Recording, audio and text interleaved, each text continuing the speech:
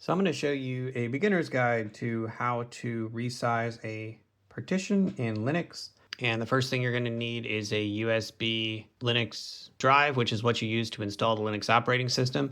Essentially what will happen is your computer will run on this drive so that your hard drive can remain unmounted while you make changes to it. So we're going to plug that USB drive in and we're going to hit the power button. And on our computer, you're going to need to enter into the boot setup, which for us is F12. Some computers it's F10, some computers it is F8. Preparing one-time boot menu, and then it's going to bring up a screen that's going to vary depending on your system, but it's going to give you an option of boot selections, and we are going to pick the USB drive and hit enter. Then it's going to give us some options here. We're going to run, so this is running Linux Mint just off the stick, not off of our hard drive.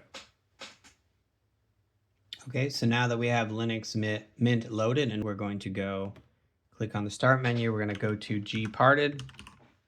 We're going to click on that, and this is the program that is going to allow us to resize our partitions. So looking at this, we have a 500 gigabyte NVMe. These are all the various recovery partitions that Dell has installed, but this is our main partition.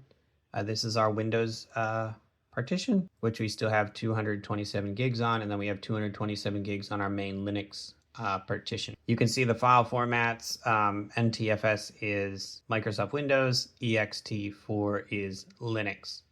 So originally why I had to resize these was because I didn't know if I was going to keep Linux. So I had a very small Linux hard drive and a very big Windows hard drive, so I wanted to make it bigger. Now, so what we're going to do today is we're going to shrink down that Windows drive, and we're going to make the Linux drive bigger because we want Windows on the computer. I want Windows on the computer just in case I ever need to use Windows again, but I need more space on my Linux drive. So the thing to note is that these two have to be right next to each other. In other words, the Windows drive has to be right before the Linux drive, which it usually is, because when you partitioned it out, it chopped the end off the Windows drive and put it just the Linux just to the right. So what we're going to do is we are going to click on the Windows drive, which is right here, and we're going to click Resize Move, and then we are going to put the new size.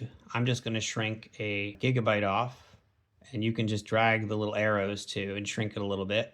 So I'm going to do 2 gigabytes, and then we're going to hit Resize Move. Now this doesn't actually do anything, it just queues it. It's in the queue.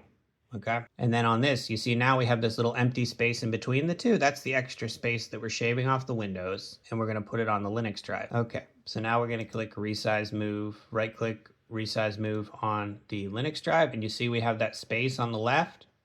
We're going to drag this arrow over until it says free space for seating is 0. Okay.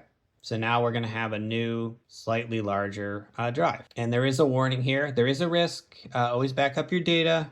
I don't accept any responsibility if you lose anything. Standard disclaimer. It works for me. We're going to hit OK. So now this is queued up, but nothing's actually been done. To start the process, you're going to have to hit the green arrow button, and then the process is going to work. It's going to, first off, there's 2 tasks. It's going to shrink that first volume, and then it's going to grow the second volume. Now this process can take a few minutes. It might take 10 minutes depending on how large resize move you're doing. Now don't interrupt this process while it is completing. Very important. You could seriously mess something up. So we're just going to let this process complete.